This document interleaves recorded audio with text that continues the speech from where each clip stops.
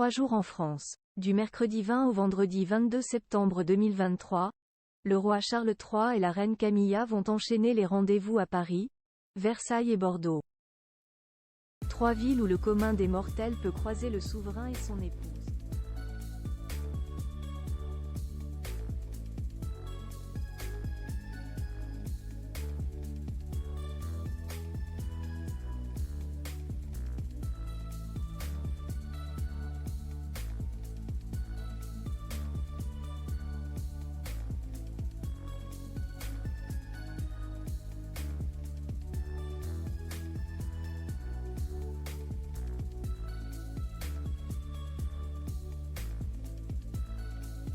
Charles III et la reine Camilla? Tout d'abord, la question de la langue se pose. Si vous souhaitez vous adresser à eux dans la langue de Shakespeare, ce doit être simplement « Sir » pour lui, mais « Your Majesty » pour elle. Dans la langue de Molière, « Sire » et « Madame » seront parfaits. Faut-il faire une révérence, et si oui laquelle? Oubliez la révérence plongeante, courbée en deux, et encore plus la prosternation devant la personne royale. Cela ne se fait plus, hormis dans l'imaginaire collectif.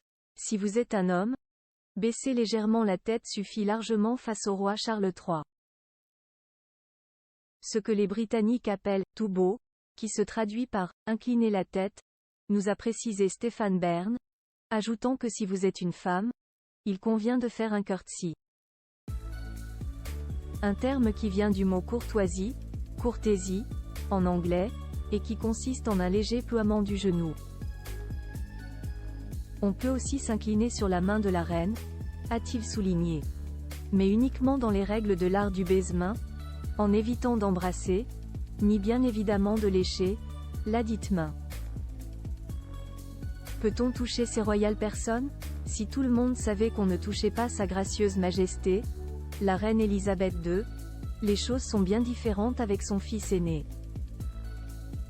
La photo d'une femme osant embrasser le nouveau roi Charles III devant Buckingham Palace lors de son premier bain de foule en tant que tel le 9 septembre 2022, au lendemain de la mort de sa mère au château de Balmoral, a fait le tour du monde. Un geste effectué dans l'euphorie et l'émotion du moment. Ne vous aventurez pas dans une telle expérience. Mais vous pouvez très bien serrer la main du roi, de préférence s'il vous a tendu la sienne avant, voire même le toucher. Sans effusion tout de même. Pas question de lui faire une accolade ou un hug, souligne Stéphane Bern.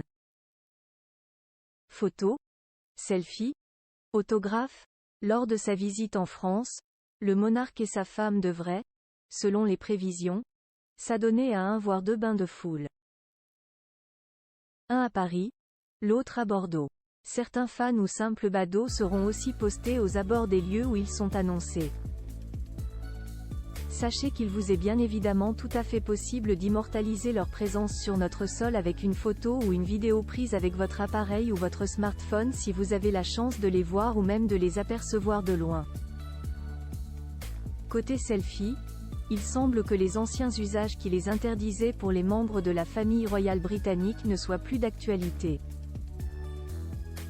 Charles III en a effectivement déjà fait à Londres, rappelle Stéphane Bern. La seule chose qu'il ne fera jamais en revanche, c'est signer un autographe, assure-t-il. Vous voilà prévenu.